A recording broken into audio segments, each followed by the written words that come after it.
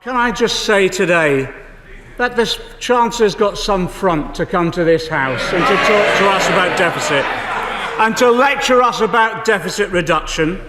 Today is the day when the Chancellor was supposed to announce austerity was over, the deficit was consumed. From what people have heard today, I think they'll feel absolutely betrayed. Today, the Chancellor has been forced into a U-turn on his tax codes. And I want to congratulate the members in this House on all sides who made this happen.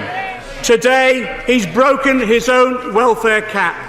And let me say what he said before. He said himself, introducing the cap last year, breaking it would be, and I quote the Chancellor, a failure of public expenditure control. On his own terms, in his own language, condemned.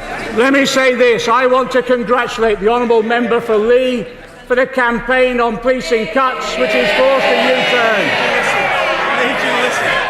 We know that the first line of intelligence collection and prevention and response are the local police officers in the community. So we claim today as another Labour gain and victory. Can I just say I never envisaged that when it came to nationalising I would be outdone by a Conservative Chancellor. The only difference between us is that I would like to bring services like rail back into the ownership of the British people. The Chancellor wants to sell them to the People's Republic of China. To assist Comrade Osborne in his dealings with his newfound comrades, I brought him along Mao's Little Red Book. We must learn to do economic work from all who know how, no matter who they are. We must esteem them as teachers, learning from them respectfully and conscientiously. But we must not to pretend to know what we do not know. I thought it would come in handy for him in his new relationship. One of the greatest scandals under this Chancellor has been the attack on social care.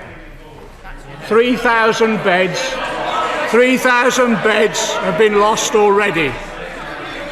And according to the Association of Directors of Adult Services, the care precept, the 2% announced by the Chancellor, is not nearly enough to fill the funding gap this government has created.